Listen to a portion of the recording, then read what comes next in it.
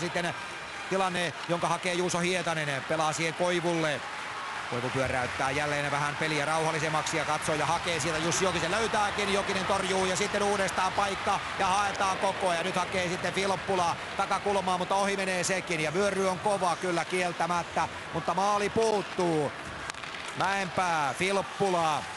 Ja Filppula sinne maalin kulmalle, sinne Jussi Jokinen erittäin hyvin puolustaa Juuso Hietanen ja Koivu jatkaa nopeasti Jussi Jokiselle. Filppula maalin takana tällä hetkellä, Koivulla kuitenkin kiekko tulee ja Hietanen menee sinne viivalle vetäjän paikalle. Mäenpää liukuu siellä, jälleen kiekko pomppii siellä Kolesikin edessä, mutta maalinhan se ei tahdo mennä millään. Sitten Filppula hakee jälleen kiekon itselleen.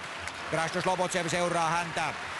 Jussi Jokinen liukuu jälleen maalin kulmalle. Sitten tulee hyvä paikka Mäenpäälle ja Kolesnik torjuu tämänkin. Kyllä siinä hienoja kuvioita haetaan koko ajan, mutta Vitali Kolesnik Kazakstanin maalilla on pelannut mainion ensimmäisen erän tähän mennessä.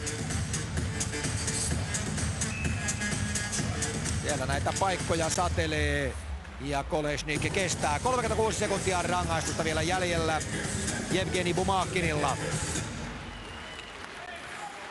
Ja välittömästi sitten Kontiolalle. Nyt pelataan sitä 4 hyökkääjän muodostelmaa. Sieltä lähtee Niskalan veto ja jälleen siellä heittäytyy uhrautuvasti kaveri eteen. Eli kyllä Kazakstan taistelee. Siitä täytyy antaa kaikki kunnia. Pienenä on 4, tiiviinä on 4. Polisuk kärkikarvaajana siinä. Sitten poikittaa syöttö. Sieltä lähtee Immosen veto ja koko ajan Kolesnikin paraatipelastuksia niin kuin tässäkin 2 otteeseen.